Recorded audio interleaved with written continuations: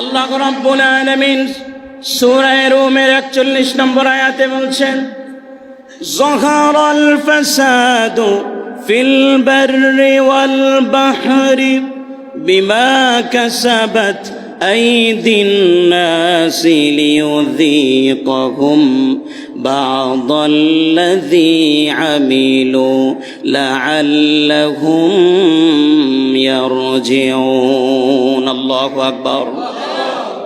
যাহারাল ফাসাদু feel বাররি ওয়াল বাহর, আল্লাহ রাব্বুল আলামিন ডেকে বলছেন, পৃথিবীর সব মানুষদেরকে ডেকে বলছেন, পৃথিবীর সব প্রেসিডেন্টদেরকে ডেকে বলছেন, পৃথিবীর সব প্রধানমন্ত্রীদেরকে ডেকে বলছেন, পৃথিবীর সব রাজা এবং প্রজা সবাইকে আল্লাহ পাক সূরা রুমের 41 নম্বর আয়াতে ডেকে বলছেন, যাহারাল ফাসাদু ফিল বাররি ওয়াল বাহর, জলে এবং স্থলে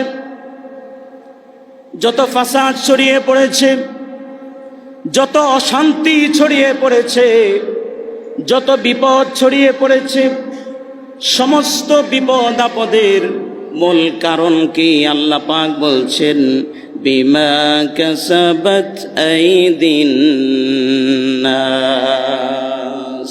এই সব কিছু, যত বিপদ আপদ দেখতে পাচ্ছ, এই সব কিছু তোমাদের হাতের কামাই। ঠিক না বেঠিক? মানুষের হাতের কামাই। আল্লাহ পাক বলছেন এগুলো তোমাদের হাতের কামাই। এরপরে আল্লাহ পাক বলছেন, লিউযীকাহুম, বিপদ আপদ কেন আসে? এজন্যে আসে আমি আল্লাহ পাক তোমরা যে গুনাহের মধ্যে হাবুডুবু খাচ্ছ, গুনাহের পরিমাণ এত বেড়ে গেছে, গুনাহের কি পরিমাণ আযাব অপেক্ষা করছে, তার সামান্য পরিমাণ কিছু তোমাদেরকে ভোগ করানোর জন্যে, কিছু আযাব তোমাদেরকে আস্বাদন করানোর জন্যে কখনো কখনো দুনিয়াতে আমি গরম বাড়িয়ে দেই, কখনো শীত বাড়িয়ে দেই, কখনো আমি ভূমিকম্প পাঠিয়ে দেই, কখনো আমি আল্লাহ পাক ভূমিধস পাঠিয়ে দেই, কখনো আমি আল্লাহ পাক পৃথিবীর বিভিন্ন জায়গায় আমি আগুন পাঠিয়ে দেই। ঠিক না বেঠি? কোথাও আগুন লেগে যায়, মানুষের কারণ বের করতে পারে না, কেন এত আগুন লাগলো। পানির ভেতরে, সাগরের ভেতরে, পানির ভেতরে, জাহাজের ভেতরে আগুন লেগে যাচ্ছে। আল্লাহ পাক বলেন, পানির ভেতরে আগুন লাগবে, এটা তোমরা কোনোদিন কল্পনাও করতে পারবে না। কিন্তু শুধুমাত্র কেবলমাত্র মানুষের গুনাহের কারণে, তোমাদের পাপের কারণে আমি আল্লাহ পাক দেখিয়ে দিচ্ছি পানির ভেতরেও আমি আল্লাহ আগুন জ্বালিয়ে দিতে পারি। সবাই চিৎকার করে বলতে হবে, আমার আল্লাহ পানির ভেতরে আগুন জ্বালাতে পারে কি পারে না? আল্লাহ পাক যা চান তাই পারে। ফাআলুল লিমা ইউরিদ। আল্লাহ রাব্বুল আলামিন গত সপ্তাহে দেখিয়ে দিলেন, বর্তমান পৃথিবীর সবচেয়ে অভিজাত কান্ট্রি, সবচেয়ে অভিজাত কান্ট্রি, ইউরোপ থেকেও যারা এগিয়ে গেছে, দুবাইয়ের মতো এরকম দামি একটা রাষ্ট্র,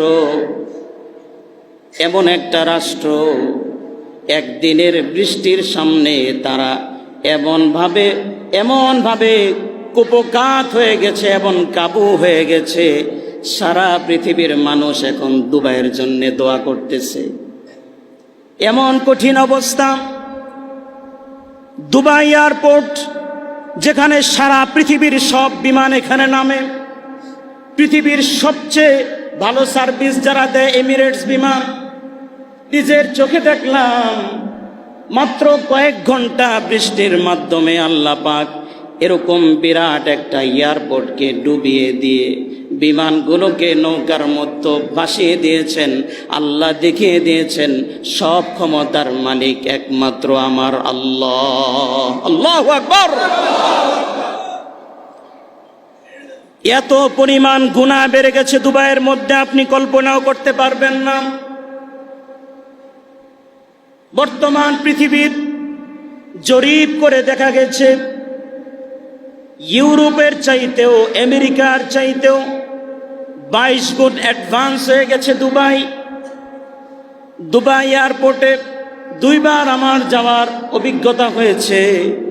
দুবাই এয়ারপোর্টে নামার পরে আমার কাছে মনে হয়েছে এটা কোনোদিন মুসলিম কান্ট্রি হতে পারে না। একটা মানুষের মাথায় টুপি নেই, একটা মহিলার গায়ে কোনো জামা ভালো কাপড় নাই, কোনো ভালো কোনো বোরকা নেই। ইউরোপের চাইতেও খারাপ অবস্থা। আরো বেশি আশ্চর্য হলাম। কর্তৃপক্ষকে জিজ্ঞেস করলাম, আইনাল মুসাল্লা, মসজিদ কোথায়, কোথায় নামাজ পড়ব? সে বলছে লা আদরি, আমি জানি না। এত বড় এয়ারপোর্ট, একটি মুসলিম কান্ট্রির এয়ারপোর্ট, কেউ জানে না, অথরিটির কেউ জানে না মসজিদ কোথায়। বারবার আমি একজন থেকে আরেকজন বারবার জিজ্ঞেস করছি। আমি মনে করেছি হয়তো নতুন এসেছেন এজন্য বলতে পারছেন না। ঊর্ধ্বতন অফিসারকে জিজ্ঞেস করলাম আইনাল মুসাল্লা, উনিও বললেন লা আদরি, আমি জানি না। আমি ধারণা করলাম হয়তো তারা মডার্ন হতে হতে হয়তো আরবি ভুলে গেছে, তাহলে ইংলিশে জিজ্ঞেস করছি। এরপরে বললাম ভয়ার প্রেয়ার রুম, তারপরে বলছে জানি না। অবাক হলাম।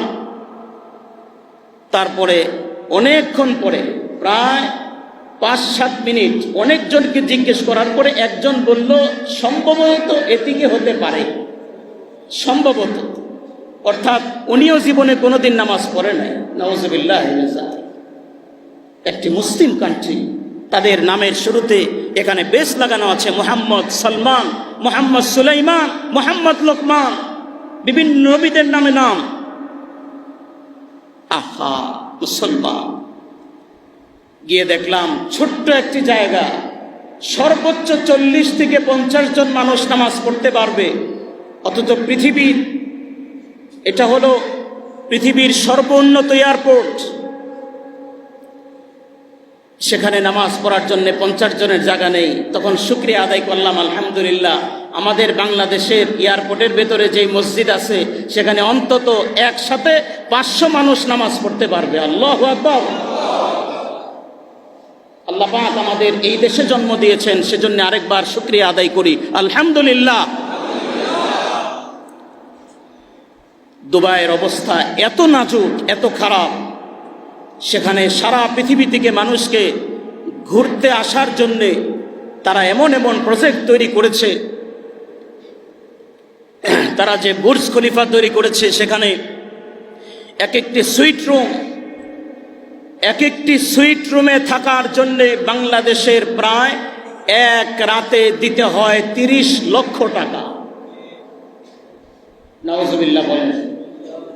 আমাদের এরকম অনেকে আছে যারা সারা বছরেও 30 লাখ টাকা কামাই করতে পারে না। এরকম অনেক মানুষ আছেন আমার, সারা বছরের সব বেতন একসাথে করলেও 30 লাখ টাকা হবে না, এক রাতে খরচ করে ফেলে। শুধু দুবাইয়ের মানুষ খরচ করে না, পৃথিবীর এরকম অমুসলিমরাও যেমন আসে, নামধারী অনেক মুসলমানরাও আসে। বাংলাদেশ থেকেও নামধারী কিছু মুসলমান সেখানে যায়, যারা দুর্নীতি করে, সুদ খেয়ে, ঘুষ খেয়ে, চুরি করে, ডাকাতি করে টাকা রাখতে পারে না, সেখানে গিয়ে টাকা খরচ করে আসে। ঠিক না বেঠে? এরকম চোর ওই দেশে যায়।